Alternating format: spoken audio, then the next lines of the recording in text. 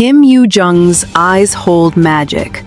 The secret behind her unshakable charisma. What if the windows to the soul weren't just poetic metaphors, but precision tools wielded by a master artisan, capable of forging unbreakable bonds between actor and audience in the span of a heartbeat? In the luminous world of Korean cinema and television, few performers possess the alchemical ability to transform a mere flicker of the eyelids into a symphony of unspoken truths, and Kim Yoo-Jung stands as a beacon of this rare gift. Her eyes, those vast, limpid pools of hazel-brown depth, don't merely observe, they ensnare, compelling viewers to lean closer, as if decoding a private cipher etched in light and shadow. It's this magnetic pull that elevates her portrayals from compelling to unforgettable, making audiences surrender their skepticism and embrace her characters as flesh and blood confidants. Born in 1999 in Seoul, Kim debuted at the tender age of 6 in the 2005 film Heavenly Legend, but it was her evolution into adolescence and young adulthood that honed this ocular prowess into something transcendent. By the time she graced the screen as the disguised palace maid Hong Ra-eun in the 2016 historical romance Moonlight Drawn by Clouds, critics and fans alike were whispering about the expressive alchemy of her gaze, a quality that turned a whimsical cross-dressing tale into a cultural phenomenon, amassing over 20% viewership ratings in its peak weeks. Watching Ra navigate the treacherous corridors of the Joseon court, one can't help but feel a shiver of vicarious thrill. Her eyes dart with the quicksilver wit of a survivor, widening in feigned innocence to disarm foes, or softening into velvet vulnerability when love's first bloom threatens to undo her secrets. It's as if Kim has internalized the character's duality, boyish bravado masking feminine fragility, and projected it through her irises like a lantern in fog, leaving us not just entertained, but profoundly seen. This isn't accidental artistry. It's the fruit of deliberate technique, where Kim's command of the gaze serves as the cornerstone of her emotional architecture. In acting pedagogy, the eyes are often dubbed the silent narrators, a concept rooted in Stanislavski's system of emotional memory, which Kim has intuitively mastered despite her self-taught roots in a youth dominated by on-set immersion rather than formal conservatory training. Consider her subtle micro-expressions, a fractional narrowing of the lids to convey simmering distrust, or a slow, deliberate blink that lingers like an unuttered plea. These aren't broad theatrics, but whispers, calibrated to the rhythm of the scene's pulse. For aspiring thespians dissecting her work in late-night YouTube breakdowns or drama school seminars, this is gold, proof that restraint amplifies impact. I remember pausing a Moonlight episode mid-scene, replaying that moment when Ra-eun locks eyes with Crown Prince Lee Young, Park Bo-gum, across a crowded banquet hall. The air thickens, time dilates, and suddenly you're not watching actors, you're eavesdropping on souls colliding. It's intoxicating, this illusion of intimacy, stirring a quiet envy for anyone who's ever wished their own glances could speak so eloquently. Yet Kim's sorcery extends beyond the visual, weaving seamlessly into the tapestry of gestures that ground her performances in tactile authenticity. Her hands, often small and unassuming, become extensions of her inner monologue, fidgeting with a hem in moments of unease, or extending tentatively like olive branches in reconciliation. In Backstreet Rookie 2020, where she embodies the fiery delinquent turned part-timer Jung Set-byul, these movements pulse with kinetic energy, mirroring the character's unbridled spirit. Set-byul isn't a damsel. She's a whirlwind of scraped knees and unapologetic punches, and Kim infuses her with gestures born from lived rebellion, a defiant toss of the hair, a clenched fist that unclenches just enough to reveal lingering hurt. This physicality isn't flashy. It's organic, drawn from Kim's own history of martial arts training, which she credits for lending her roles a raw, believable edge. Fans dissecting her fight sequences on forums rave about how a single shoulder roll or evasive sidestep conveys not just prowess, but the character's backstory of street-hardened survival, evoking a pang of admiration laced with sorrow for the girl who had to fight her way to vulnerability. It's these layered motions that make her believable.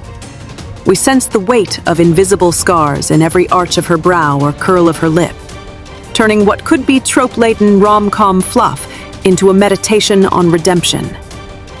Personally, it hits like a gut punch. Watching Sekbyul's hands tremble after a brawl, not from pain, but from the fear of being truly known. I felt an echo of my own guarded youth, a reminder that true strength often hides in the quiver of a fingertip. Layering this corporeal eloquence is Kim's masterful command of dialogue rhythm, a cadence that dances between breathy hesitations and fervent crescendos, syncing flawlessly with her visual and gestural cues. Her delivery isn't metronomic, it's tidal, ebbing with introspection and surging with passion, a technique that echoes the Meisner approach of reactive listening, where words emerge as responses to the moment rather than recitations.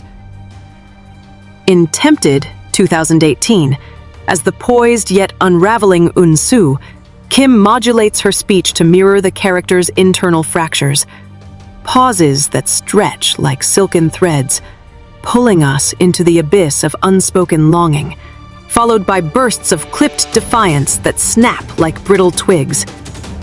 This rhythmic interplay ensures her lines don't just inform, they seduce, drawing listeners into a hypnotic flow where subtext reigns supreme. Drama enthusiasts poring over transcripts note how she varies pitch and tempo to underscore emotional undercurrents, a lowered timbre for conspiratorial whispers, an accelerated clip for mounting hysteria. It's catnip for film students, who cite her in essays as a case study in vocal embodiment, proving how prosody, the music of speech, can amplify a glance's gravity or a gesture's subtlety. Reflecting on a pivotal confrontation in Tempted, where Unsu's voice fractures mid-sentence under the weight of betrayal, I was left with a hollow ache, as if the words had lodged in my throat too. Her rhythm doesn't just convey pain, it transmits it, visceral and unrelenting, fostering a catharsis that lingers like morning mist. Delving deeper into this triad of technique, gaze, gesture, and verbal cadence, reveals why Kim's characters resonate with such fidelity to the human condition. Take her early turn in Angry Mom, 2015, where as the vengeful high schooler Jo Gang-ja, she channels adolescent fury through eyes that blaze like embers, hands that ball into weapons, and a dialogue delivery laced with jagged edges, all while maintaining a vulnerability that humanizes the rage. This role, one of her first as a lead after years of supporting cameos, showcased her growth from child prodigy, debuting in commercials at 4, amassing over 20 dramas by her early 20s, to a nuanced interpreter capable of wielding silence as potently as speech. The synergy is electric, a sidelong glare that foretells a tirade, a subtle finger twitch that punctuates a pause, building to a rhythmic onslaught of words that feels improvised, alive. For those in acting workshops, emulating this integrated expressivity becomes a rite of passage. It's the secret sauce that blurs the line between performance and presence, making audiences forget the camera's gaze entirely. I confess, replaying Gangja's courtroom meltdown, the fusion left me exhilarated yet exhausted, as if I'd run the emotional gauntlet alongside her. A testament to how Kim's methods don't just entertain, they immerse, evoking empathy that borders on empathy fatigue, in the best possible way. This decoding of her craft extends to more introspective fare, like Love Alarm 2019, where as the introspective Kim Joo-Jung, Kim employs a gaze that's less confrontational and more labyrinthine, inviting viewers to wander its corridors of quiet despair. Her gestures here are economical, a habitual tuck of hair behind the ear signaling self-soothing, a hesitant lean forward betraying unspoken yearnings, while her dialogue unfurls in undulating waves, mirroring the app-driven isolation of modern youth. Drawing from real-world inspirations, Kim has spoken in interviews about channeling her own hiatus-enforced reflections into JoJo's silences, a method that infuses the sci-fi romance with poignant realism. The result? A character whose every averted glance aches with the loneliness of unrequited pings, her rhythmic lulls in conversation echoing the app's dreaded notifications. Fans and scholars alike dissect these choices in online symposia, hailing them as blueprints for portraying digital age ennui, subtle yet seismic. It stirred in me a wistful nostalgia, the kind that clings like dew. JoJo's eyes, holding back tears with heroic stillness, mirrored my own scrolls through endless feeds, making the fiction feel like an uncomfortably accurate mirror. Even in ensemble dynamics, Kim's techniques shine, as seen in Golden Cross 2014, an early thriller where her youthful eyes conveyed precocious terror amid corporate intrigue. Her small frame's gestures, clutching a doll-like prop with white-knuckled grip, amplifying the stakes, and her dialogue's staccato bursts underscoring the panic of a child in adult machinations. This versatility, honed over 2 decades, positions her as a chameleon whose tools adapt seamlessly across genres, from sagu-uk splendor to slice-of-life romps. For drama aficionados, it's a masterclass in adaptability. Her gaze might smolder with royal intrigue one project, sparkle with tomboy mischief the next, always anchored by gestures that feel innate and a rhythm that pulses like a shared heartbeat. What elevates this to obsession-worthy territory is the emotional residue Kim leaves behind, a cocktail of awe and introspection that lingers long after credits roll. Her eyes don't just sell the lie of fiction, they forge belief, making us root for the underdog, weep for the fallen, laugh at the absurd with unbridled joy. In an era of polished idols moonlighting as actors, Kim's raw, technique-driven authenticity feels like a rebellion, a reminder that great performance isn't about perfection, but precision in vulnerability. As she steps into bolder territories, like the enigmatic lead in the upcoming Dear X, where early script readings already buzz with praise for her reddening rage in a single stare, one can't shake the thrill of anticipation.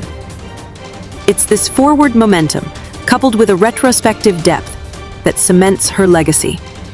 A performer whose every glance, twitch, and inflection invites us not just to watch, but to witness the exquisite fragility of being human.